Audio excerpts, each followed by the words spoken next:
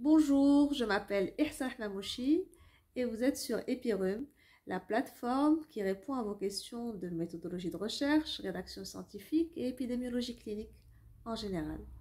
Aujourd'hui, je vais répondre à la question de Khalid concernant les différentes variables qu'on peut faire rentrer dans un modèle de régression logistique.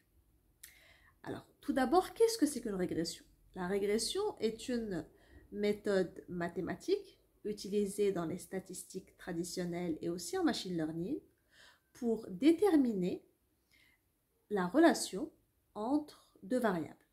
Prenons l'exemple de l'ostéoporose.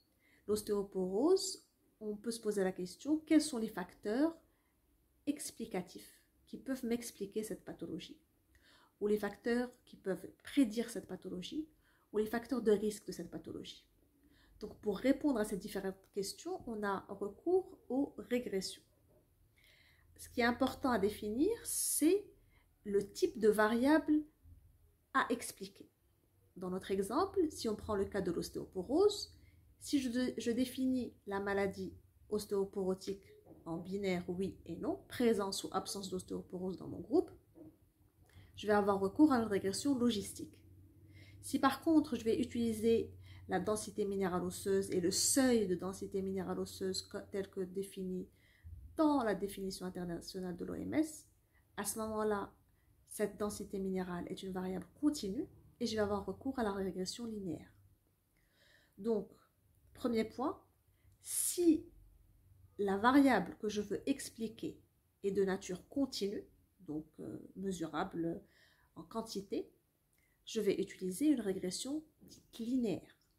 Si par contre, cette variable est codée de sorte oui-non, donc binaire, à ce moment-là, on va avoir recours à une régression logistique. Ensuite, les variables qui peuvent prédire cette pathologie ou être des facteurs de risque ou des facteurs explicatifs, peu importe leur nature, qu'ils soient des variables continues ou des variables qualitatives, on peut toutes les faire rentrer dans le modèle. D'accord? Donc, ce qui est important, c'est de définir le type de variable à expliquer. Pour une même question, on peut le faire de différentes façons. Je reprends l'exemple d'ostéoporose. Si je prends ostéoporose oui, non, ce sera une régression logistique que je vais devoir utiliser. Si j'utilise l'ostéoporose telle que définie par un score, donc un seuil de densité minérale osseuse, à ce moment-là, on va utiliser la régression dite linéaire.